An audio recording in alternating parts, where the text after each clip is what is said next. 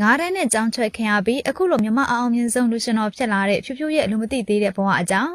အရင်ခေတ်ပရိသတ်တွေကဇမင်းသားတွေကိုသာဦးစားပေးအားပေးခဲ့ကြတာများပေမဲ့ဒီဘက်ခေတ်မှာတော့လူရှင်တော်တွေကိုပါအားပေးပြီးချစ်ခင်လာကြတာတွေကိုတွေ့ရပါတယ်။ဒါကိုအောင်စုဇက်သပင်ကိုကြည့်ရင်သိနိုင်ပါတယ်နော်။အောင်စုဇက်သပင်မှာဆိုရင်တော့မင်းသားအပြင်လူရှင်တော်တွေဖြစ်ကြတဲ့ဖြူဖြူကွန်းတီတို့ကပရိသတ်အင်အားအတောင့်တင်းဆုံးလူရှင်တော်တွေလို့တောင်မှပြောလို့ရပါတယ်။ချစ်ခင်အားပေးကြလွန်းလို့တံမိုးကြီးလက်ဆောင်နဲ့စုတော်ငွေတွေချင်းမြင့်ခံရတဲ့ထီပါပဲ။အထူးသဖြင့်ဟာတာပြည့်ရမှာတော့လက်တန်းပြတ်နိုင်တဲ့အောင်စုဇက်သပင်ကလူရှင်တော်ဖြိုးဖြိုးဆိုရင်တော့ကလေးလူကြီးမရွေးမသိသူမရှိတော့ပါပဲနော်လက်တလုံးလူရှင်တော်တွေထဲမှာတော့အောင်မြင်ဆုံးလို့တောင်မှပြောလို့ရပါတယ်သူရဲ့ဟာတာပြက်လုံးတွေကိုပရိသတ်တွေကသဘောကျနေကြသလိုသူရဲ့ဘဝအမှန်ကိုချပြရဲတဲ့စိတ်ဓာတ်ကြောင့်လည်းဖြိုးဖြိုးကိုပရိသတ်တွေကပို့ပြီးတော့ချစ်ခင်အားပေးကြတာကတော့အမှန်ပါပဲရှင်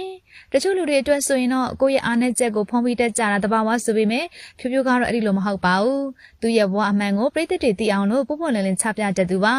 ဖြိုးဖြိုးကငါးတန်းနဲ့ကြောင်းထွက်ခဲ့ရသူဖြစ်လို့လေအတန်းပညာအားနည်းသူတယောက်ဖြစ်ပါတယ်အခုခေတ်လို့ပညာကျက်မှလူရောင်ဝန်းတဲ့ခေတ်ကြီးမှာလူရှင်တော်ဖြိုးဖြိုးကတော့စာရေးတဲ့ဖတ်တတ်တာဖြစ်တဲ့အတွက်နောင်တမရဘူးလို့ဆိုပါတယ်အတန်းပညာအားနည်းခဲ့ရတဲ့ဆိုတာကလည်းငယ်စဉ်ဘဝကခက်ခဲပင်ပန်းစွာနဲ့ရုန်းကန်ခဲ့ရသူဖြစ်တာကြောင့်လည်းပါပါတယ်ဆင်းရဲတဲ့မိသားစုမှာအကိုကျအောင်အနေနဲ့အတန်းပညာကိုစုံကန်းတိုင်သင်ယူခွင့်မရလိုက်ပဲကျောင်းသားလိုက်ရတာဖြစ်ပါတယ်ငယ်စဉ်ဘဝကချွတ်တယ်လွန်တာကြောင့်ကျဲ့ဥပဲဥဆိုတဲ့ဟင်းမျိုးကိုတော့စားရခင်းတဲ့ဘဝကိုဖျက်ဆီးလာခဲ့သူတယောက်ပါရှင်ဒီလိုမျိုးဘဝနာခဲ့တာကြောင့်လည်းအခုချိန်မှာတော့သူ့ရဲ့ညီညီမငယ်တွေကိုအစင်တန်းရှိနေထိုင်နိုင်အောင်စူးစမ်းပေးနေသူတယောက်ဖြစ်ပါတယ်။သူတို့ရဲ့ဘဝအစင်တန်းနဲ့မြမအောင်ပညာတတ်ကြီးတွေဖြစ်အောင်အကိုတယောက်အနေနဲ့စူးစမ်းရုန်းကန်ပေးနေတဲ့အကိုကြီးအဖရပေးသားသူတယောက်ဖြစ်ပါတယ်။ဖြိုးဖြိုးကအပြစ်မဲ့ကြည့်ရင်တော့မိသားစုအရေးသိပ်ကြီးမဆိုင်တတ်တဲ့သူလို့ထင်ရပေမဲ့တကယ်တမ်းမှာတော့သူကမိသားစုအတွက်အချိန်ပြည့်ကြီးဆိုင်တဲ့သူတယောက်ပါ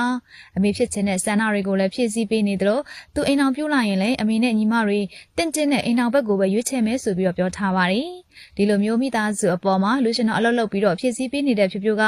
တစ်ဖက်မှာတော့ဝေဖန်တိုက်ခိုက်မှုတွေနဲ့ရင်ဆိုင်နေရပါတယ်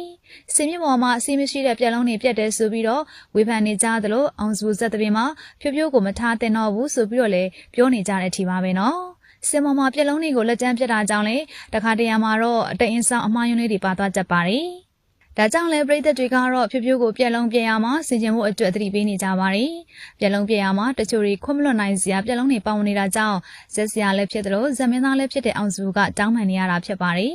ဒါအပြင်ဖြိုးဖြိုးကစကားအပြောဆိုမတတ်တဲ့အတွက်ကြောင့်လည်းတချို့ပရိသတ်တွေရဲ့အမြင်မှာတော့တမျိုးရှိနေနိုင်ပါတယ်ဂျပန်မှာလည်းအောင်စုတပင်မှာဖြိုးဖြိုးရဲ့ပြက်လုံးတွေကိုသဘောကျလွန်းလို့လာရောက်အားပေးကြတဲ့ပရိသတ်တွေကလည်းဒုနဲ့ဒီပါပဲရှင်